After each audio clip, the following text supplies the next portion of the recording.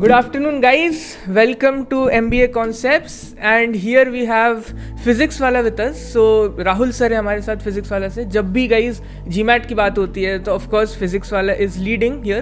So इसीलिए हमने बहुत request करके राहुल सर को we brought on board in order to discuss more about GMAT. So let me take this opportunity to introduce Rahul sir. He is an esteemed faculty of Physics Wala who is an IIT Roorkee alumni with 12 years of teaching experience in CAT, GMAT, IELTS, TOEFL, SAT and is a quant expert other than being a 99.82 percentiler in CAT. Oh my god, इतना तो मैंने कभी किया भी नहीं है सोच भी नहीं सकता मैं पहुंचने का. But yes, इतना ही नहीं, his GMAT score is 760 and he has quants में 51. Received calls from multiple IIMs, Blackie, and 2023 में he has produced 30 plus Blackie and 100 plus IIM converts. Oh my god, an overachiever.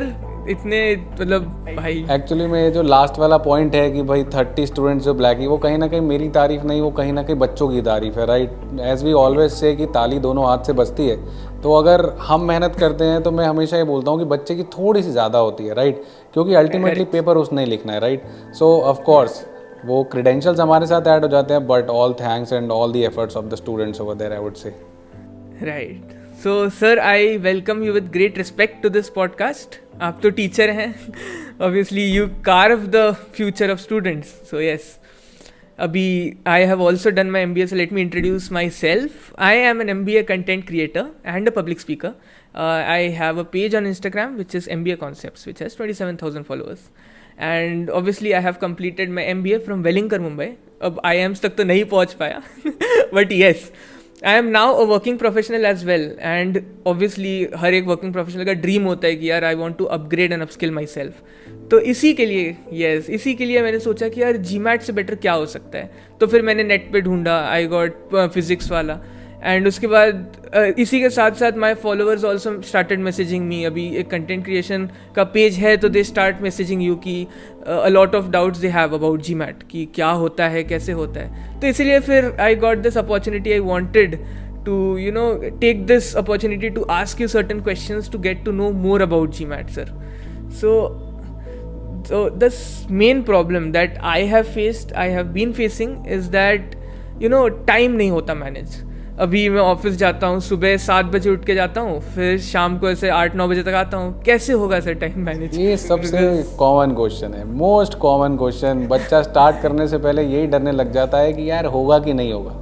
I would से कि जब तक आप dive in करके देखोगे नहीं ना, तब तक आपको नहीं समझ में आएगा कि होगा कि नहीं होगा. एक्चुअली में क्या है कि you start thinking it as a whole marathon. Right, आप उसको बहुत सारा देखते हो, बट आपको देखना क्या है, day by day strategy. Right, initial 7 days I would से बहुत टफ होता है. और मैं आपको सच बता रहा हूँ, एक नंबर अराउंड 30 to 40% पीपल 7 दिन में इतना अपने आप को झोंक देते हैं कि फिर उसके बाद ना वो छोड़ ही देते हैं प्रिपरेशन. राइट, बर्न आउट हो जाता है. मतलब आप या तो उस पेस को कंटिन्यू नहीं कर पा रहे, या फ्रस्ट्रेट हो गए, या आपने टू हैवी ले लिया. अब एक्चुअली में गेम ये है ही नहीं. गेम ये है कि आप ऑफिस गोइंग पर्सन हो, वी अंडरस्टैंड. राइट, किसी का 6 days होता है, किसी का 5 days होता है. आपने कुछ नहीं करना है. जब आप ऑफिस से वापस आ रहे हो, आपको रात को पहले इनिशियल स्टार्ट करना है विद हाफ एन आवर और 1 hour स्टडी प्लान. स्लोली उसको ग्रेजुअली इंक्रीज करो. ये नहीं करना कि आ जाए अपन फोड़ देंगे और आते से ही 4 घंटा दे दिया, 7 बजे ऑफिस से आए, 8 से 12 पढ़ लिए, फिर ड्रेन आउट हो जाओगे, कंटिन्यू नहीं कर पाओगे. Remember, it is not a T20 game, it is a test match. लंबा खेलना है. राइट, आराम से खेलो, स्लोली अपना पेस बढ़ाओ. राइट, अगर आपने वो 20 days इनिशियल वाले सही से प्लान कर लिए, आप 1-1 घंटा पढ़े, फिर आपकी अपने आप हैबिट हो जाएगी. आप ना खाली टाइम में भी क्वांट के क्वेश्चन करने लगोगे, क्रिटिकल रीजनिंग के क्वेश्चन करने लगोगे, हाथ सेट होना शुरू हो जाएगा. एंड आफ्टर अ मंथ ऐसा हो जाएगा कि आप ऑफिस से वापस आ रहे हो, ऑटोमेटिकली आपकी बॉडी, आपका माइंड कह रहा है कि चल कुछ क्वेश्चन लगा लेते हैं. और वो नंबर ऑफ सिटिंग, आपकी जो आवर्स हैं वो बढ़ते चले जाएंगे और वो अपने आप होता चला जाएगा. You will start enjoying it rather than taking it as a burden कि इतना सिलेबस है. वो होने लग जाएगी यार ये सवाल करते हैं. So once that phase comes into the picture, अपने आप प्रिपरेशन हो रहती है, you don't have to worry. Correct. अभी जैसे you know people like me अभी रिसर्च कर रहे हैं, जीमैट दिखता है, बट नाउ सडनली जीमैट, अभी जीमैक ने नया एडिशन स्टार्ट किया है, जीमैट फोकस एडिशन, एकदम वक्त बदल दिया, जज्बात बदल दी तो अब वो सर कैसे, how is it different from early edition, क्या चेंजेस हो सकते हैं हमारे प्रिपरेशन के लिए भी, and what you know similarities would be there sir? देखो ये बात तो है कि एकदम से वक्त और जज्बात बदल गए हैं, है ना। और जब ये आया तो काफ़ी लोग थोड़ा सा एकदम से हिल गए थे, because there was an introduction of another section.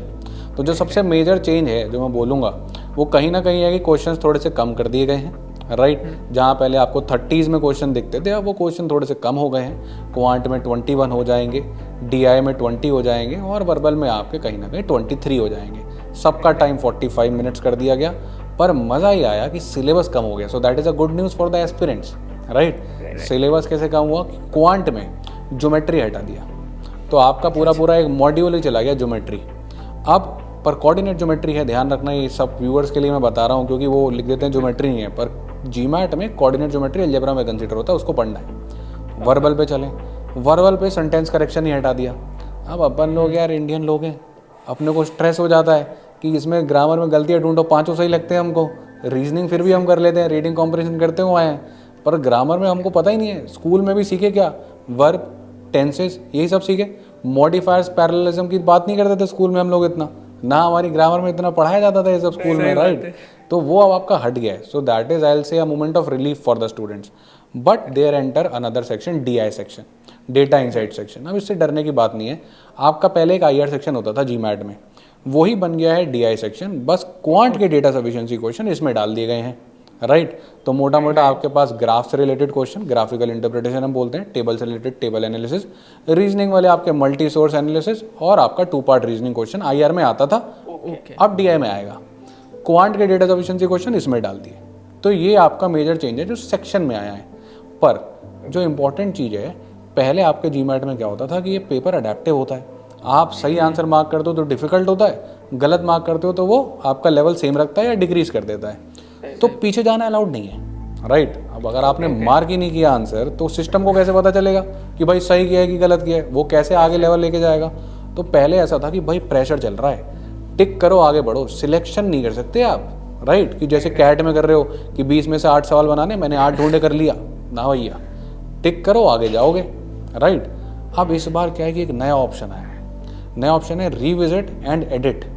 अब आप कुछ क्वेश्चंस हर सेक्शन में, to be precise 3 question maximum revisit कर सकते हो और एडिट कर सकते हो, अपना आंसर बदल सकते हो। तो कहीं ना कहीं जीमैट फोकस है, जज्बात पलटे नहीं है, स्टूडेंट के फेवर में ही गए हैं। मैं मानूंगा कि ये पेपर कहीं ना कहीं आपके लिए अच्छा हो गया। सिलेबस भी कम हो रहा है भाई, है ना, पेपर भी छोटा हो रहा है, और क्या चाहिए, अब तो दे दो। Very true, to be completely honest. अभी सर ये तो हम जीमैट के पर्सपेक्टिव से देख रहे थे, अभी दूसरे एग्जाम्स के पर्सपेक्टिव से देखे, जैसे अदर मैनेजमेंट एग्जाम्स, कैट हो गए, ओमेट्स हो गए, सो यहाँ पे सर क्या डिफरेंस है? Why should people give GMAT, मतलब in addition to CAT and OMETs, अगर हम बोले तो? देखो बड़ी सिंपल सी बात है, जो मैंने अभी आपको बताया अडेप्टिव एग्जाम, ये अपने आप में बहुत बड़ा वर्ड है, ठीक है। मान लेते हैं आपने रेसलिंग शुरू करी, ठीक है।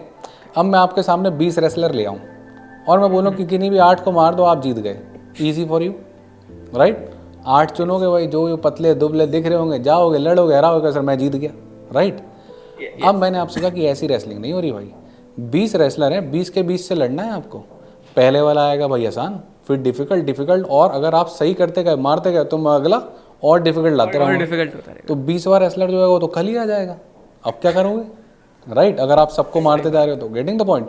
और वहीं जब क्वेश्चन डिफिकल्ट होते जा रहा है तो आपका जो टाइम है वो बढ़ने लग जाता है एक सवाल का, तो लास्ट में क्या होगा कि आपका जो कुछ क्वेश्चन से छूट जाएंगे तो आपको पेनल्टी पड़ेगी उसकी, राइट। तो बहुत ही सिस्टमैटिकली प्ले करना है, डिफिकल्ट क्वेश्चन लग रहा है नहीं बनने वाला है, तुक्का मारना है, गैस वर्क करना है, and you have to go ahead, right, so that you finish up the exam, because गलत से ज़्यादा आपको पेनलाइज हो रहे हो आप, अगर आप पेपर छोड़ रहे हो तो ये एक मेजर डिफरेंस है, मेजर चैलेंज है, that it is an adaptive not a selective exam.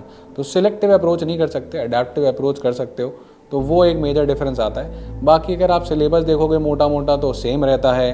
Quant का लेवल कैट के पर्सपेक्टिव में, मैं कैट की बात करूँगा क्योंकि मेजॉरिटी ऑफ इंडियंस, राइट, जैसे आपने भी मेंशन किया IIM, तो राइट हमारे यहाँ यही है कि MBA मतलब IIM, राइट। तो अगर आप आई एम यानी कि कैट के लिए जाना चाहोगे, आप कैट जाओगे तो आई एम जाओगे, राइट। तो कैट में जहाँ सिलेक्टिव अप्रोच होती है, यहाँ अडेप्टिव हो जाती है, right. So you can not choose, आपने 20 में से 8 क्वेश्चन चूज़ कर दिए, 90% आ गया, 99 आ गया। GMAT is a tough in that comparison. बाकी वर्बल जो है मैं बोलूँगा कैट से थोड़ा सा हायर लेवल पे, क्योंकि अगेन वही जो लैंग्वेज जो आप यूज़ कर रहे हो वो इंटरनेशनल एग्जाम जैसी हो जाती है। अपन को आदत है वो इंडियन लैंग्वेज में आरसी करने की, बचपन से पढ़ते हुए आए हैं, राइट। और मैथ्स जो है वो आसान हो जाती है क्योंकि Indians they are good with maths. तो that is the major difference.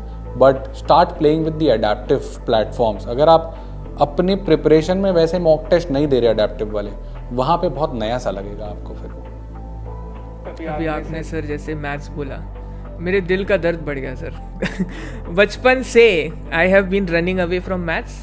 मुझे मैथ्स पसंद नहीं था, and I am sure a majority of the people who are watching this can relate to this. अभी जैसे मैथ्स हो गया, बहुत पहले छोड़ दिया मैंने, अभी 10th में दिया था मैथ्स, उसके बाद कॉमर्स में चले गया, तो अभी कुछ हुआ नहीं। नाउ बहुत लोग ऐसे हैं जो मैथ्स छोड़ देते हैं या उन्होंने किया नहीं है, आधे मन से किया था।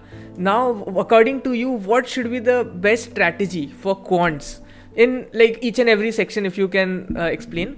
एंड DI का स्ट्रैटेजी क्या होना चाहिए so that you know the person gets at least good marks, ऐसे बोलने लायक शर्म ना आए उसको। देखो मैं वापस एक चीज़ बताता हूँ, मेरे पास ही बहुत सारे बच्चे आते हैं, ये बोलते हैं सर मैथ से बहुत डर लगता है, पर उनके टेस्टिमोनियल्स पढ़े हो आपको, मेरे इंस्टाग्राम पे भी देखना, बच्चे कहता है कि सर मैथ से डर लगता था पर अब नहीं लगता, राइट। तो वो आता है मीम ऐसा बनाता है कि भाई थप्पड़ से डर नहीं लगता पर मैथ से लगता है, लास्ट में जाता है maths is my cup of T, right. तो एक्चुअली में द प्रॉब्लम इज़ कि हम उसको सही तरीके से पढ़ नहीं रहे हैं, राइट। हम उसको एक करेक्ट ऑर्डर में नहीं पढ़ रहे हैं। हम लोग क्या कर रहे हैं, हम रैंडम एक टॉपिक उठा रहे हैं उसको कर रहे हैं। मैथ्स क्या है ना, इसमें प्री रिक्वेस्टेड टास्क होते हैं। मतलब अगर आप परसेंटेज नहीं करोगे, कमांड हासिल नहीं करोगे, तो आप मिक्सचर्स नहीं पढ़ सकते, प्रॉफिट लॉस नहीं पढ़ सकते, सिंपल इंटरेस्ट कंपाउंड इंटरेस्ट नहीं पढ़ सकते। बेस बड़ा इंपॉर्टेंट है, राइट। यानी कि अगर आप मैथ्स की बात करते हो तो परसेंटेज, इक्वेशन सॉल्विंग और उसके साथ थोड़ा बहुत रेशियो, अगर आपने ये पकड़ लिया ना, आगे के टॉपिक आसान हो जाते हैं। अब बच्चा टाइम टेबल बना लेता है, प्रॉब्लम ये है कि इतना रिसोर्स अवेलेबल है ना, बच्चा कहता है मेरे को 5 दिन परसेंटेज ने कर देना है क्योंकि उस सर ने बताया था, उसके बाद 3 दिन मिक्सचर को देना है, उस सर ने बताया था। अब आपने 5 दिन में वो परसेंटेज पकड़ा नहीं है। अभी सबकी स्पीड अलग अलग है, कोई 5 दिन में परसेंटेज सीखेगा, कोई 10 दिन में सीखेगा, राइट। पर अगर आप परसेंटेज सीखे नहीं, आप अगला चैप्टर या प्रॉफिट लॉस, सिंपल इंटरेस्ट नहीं पढ़ सकते। तो बच्चा क्या 5 दिन में पढ़ा, फटाफट आगे मूव कर गया, यहाँ प्रॉब्लम हो जाती है। तो आयल से मैथ्स अगर स्ट्रॉन्ग करनी है, बेसिक्स को स्ट्रॉन्ग कर लो, आगे के चैप्टर अपने आप खत्म हो जाएंगे। क्योंकि जब मैं एप्टीट्यूड की बात करता हूँ, देखो ये कोई साइंटिफिक मैथ्स नहीं आने वाली, एप्टीट्यूड एग्जाम्स अल्टीमेटली, ये नहीं कि कैलकुलस आ जाएगा। 11th-12th में मैथ्स आपने छोड़ दी तो क्या फ़र्क पड़ता है। 11th-12th की मेजर मैथ्स कैलकुलस है, इंटीग्रेशन है। 11th की मेजर मैथ्स डिफरेंशिएशन है, वेक्टर 3D है, वो सब तो आना ही नहीं है ना। 11th का अगर कोई टॉपिक आ रहा है तो सिर्फ इनइक्वालिटी और परमुटेशन कॉम्बिनेशन, तो वो अलग से टॉपिक्स हैं, वो लास्ट में हो जाएंगे। पहले आप बेसिक पे वर्क करो, जो 5th से 8th क्लास में था। परसेंटेज रेशियो वर्क कर दिया, बेसिक इक्वेशन सॉल्विंग, एक्सपोनेंट्स और लीनियर इक्वेशन, क्वाड्रेटिक इक्वेशन पकड़ लिया, सॉर्ट हो जाएगा, then you can finish it off. Geometry अलग मॉड्यूल होता था, वो तो हटा दिया भाई, राइट। जिससे दिक्कत थी वो हटा दिया। वर्बल में अगर हम बात करें तो 2 मॉड्यूल है आपके, क्रिटिकल रीजनिंग और रीडिंग कॉम्प्रिहेंशन। अब सेंटेंस करेक्शन हटा दिया, तो वही सेंटेंस तो वहाँ सही करना है, यानी ग्रामर के रूल्स रेगुलेशंस चले गए, राइट। अब बात आती है क्रिटिकल रीजनिंग, रीडिंग कॉम्प्रिहेंशन। अब देखो मैं ये सजेस्ट करूँगा कि आप क्रिटिकल रीजनिंग से स्टार्ट करो, अगर आप गुड रीडर नहीं हो तो। क्योंकि क्रिटिकल रीजनिंग है 5 लाइनों का सवाल, 5 लाइनों का आर्ग्यूमेंट, उसके बाद आपने या तो स्ट्रेंथन करना है, वीकेन करना है, कंक्लूजन बताना है, पैराडॉक्स ढूंढना है, रिजॉल्व करना है, ये सब। अगर आप रीडर ही नहीं हो, आप सीधा आरसी पे चले गए, डिफ़िकल्ट लैंग्वेज, आपको वहाँ पढ़नी है 40-45 लाइन, पढ़ते पढ़ते आप बोर हो गए, सोच रहे हो कि अरे ऑफिस की मीटिंग भी तो है, तो गड़बड़ होने लगती है। So the idea is again start with critical reasoning, have command. In fact question solving छोड़ो, पहले बस रीडिंग सीखना करो। अगर रीडिंग पकड़ लिया कि मैं क्विक रीडिंग कर पा रहा हूँ, ऑथर का पॉइंट ऑफ व्यू समझ पा रहा हूँ, हम इसको POV बोलते हैं बार बार कि POV समझो, मैपिंग करो कि आप पैराग्राफ को मैपिंग कर पा रहे हो कि इस पैराग्राफ में एक पर्टिकुलर इसने चीज़ सिखाई, सेकंड में इसके कॉज बताए, थर्ड में इसके अफेक्ट बताए, या फिर पैराग्राफ कंपैरिजन कर रहा है। ये मैपिंग अगर आप कर पा रहे हो तो आपने वर्बल पे भी कमांड हासिल कर लिया है, right. Then you go to the DI section. अब ये तो आपने देखा है कि आज की दुनिया डेटा ड्रिवन होती जा रही है, राइट। आप अगर इन्फ्लुएंसर हो तो आप भी कोई वीडियो बनाते हो, सबसे पहले उसके डेटा ही देखते हो, करेक्ट, एनालिटिक्स। और मज़ा कितना आता है वो ग्राफ देखने में, सही बात है कि नहीं। ऊपर जा रहा है तभी। As an influencer yes, but जब आप किसी और का देखते हो तो आपको लगता है यार कुछ भी दिखाओ, बस ग्राफ दिखाओ, मजा आता है, राइट? सो मैनी वीडियोस हमने देखी हैं। अब जो क्रिकेट भी देखता है वो भी क्या देख रहा है? ग्राफ देख रहा है, इसकी इतनी सेंचुरी, इसकी इतनी, 2000 में इतने रन बनाए, 2020 में इतने रन बनाए, 22 में इतने। यही तो डेटा इंसाइट है। तो अलग से इससे डरो मत। ग्राफ रीडिंग अगर आपको आती है देन रीड स्लोली, मतलब ग्राफ को, डेटा को अच्छे से समझो, then it is very easy to comprehend. अब डेटा समझ में ही नहीं आ रहा है, आपको समझ नहीं आ रहा है परसेंटेज इंक्रीज में बेस नंबर क्या लेना होता है, फाइनल या इनिशियल, तो ये तो कॉन्सेप्चुअल एरर है। तो ये बच्चों का अपने आप हो जाता है अगर क्वांट वर्बल वो लोग पकड़ लेते हैं तो। अब now I am very very convinced, पिघल चुका हूँ मैं। सर आप यहीं रुकना, मैं अभी रजिस्टर करूँगा। मैं फिजिक्स वाला में रजिस्टर करके आप ही मुझे पढ़ाना sir. The level of motivation you have given me, कितने प्यार से आपने एक्सप्लेन किया है, this is something that a student, as a student I am telling you कि this is something a student would require a proper guidance, जैसे आपने अभी समझाया। this would be something ki this would, I personally feel this would help me on my journey in GMAT, of course, and it means a lot to us actually. That is the difference between a book and a teacher, I would say, है ना? yes, नहीं तो फिर पढ़ा के चले गए तो फायदा नहीं है। you need to handhold a student in order to, you know, get them the personal and professional resources they require. Professional वाले स्टूडेंट को ज़्यादा रिक्वायरमेंट होती है क्योंकि उसकी लाइफ में उसको एक कंसिस्टेंट मोटिवेशन चाहिए। It's difficult, I definitely agree, it is difficult. आप सुबह आपका ऑफिस 10 o'clock टू इवनिंग आपका 5, 6, 7 वट एवर स्टैंडर्ड, जो यूएस मार्केट से हो आप या इंडियन मार्केट से हो, फ़र्क नहीं पड़ता। 10 से 7 का वो आपको दिखता है कि 10 से 7 का टाइम लाइन है, ऐसा नहीं है। 10 बजे उसको ऑफिस पहुँचना है, बेचारा 8 बजे उठ रहा है, राइट, रेडी हो रहा है, ऑफिस जा रहा है, 7 बजे ऑफिस खत्म हो रहा है, तो यू वोंट एक्सपेक्ट कि 7:30 बजे क्लास ले लेगा, वापस आएगा, डिनर करेगा, 9, 9:30 बजे बैठेगा फ्रेश हो गए, आप कह रहे हो पढ़ भाई अब, राइट। अब 9:30 बजे पढ़ेगा, 10:30 बजे 11 बजे क्लास खत्म करेगा, आपका हो गया अब क्वेश्चन प्रैक्टिस कर भाई। तो it's difficult to stay consistent. That's why I say कि भाई आप स्टार्ट करो, आप आधे घंटे दिन से स्टार्ट करो, I don't mind, but gradually it should increase. ऐसा नहीं कि पहले दिन पढ़ लिया अपन 5 घंटे, अपन ने बाहुबली, अगले दिन हमारी नहीं रहे सर, थक गया मैं, right. Stay consistent, that's it, consistency is the key over here and you will definitely S it. So guys, you heard it from the expert. Consistency is the key and concepts को पढ़ो अच्छे से. That is required. So yes guys, thanks a lot for watching and I would again thank Rahul sir for this wonderful opportunity कि उन्होंने हमें personally आके उन्होंने सब concepts explain किए जो भी हमारे doubts थे. So yes guys, thanks a lot for watching and I'll see you in the next one. Till then, bye bye.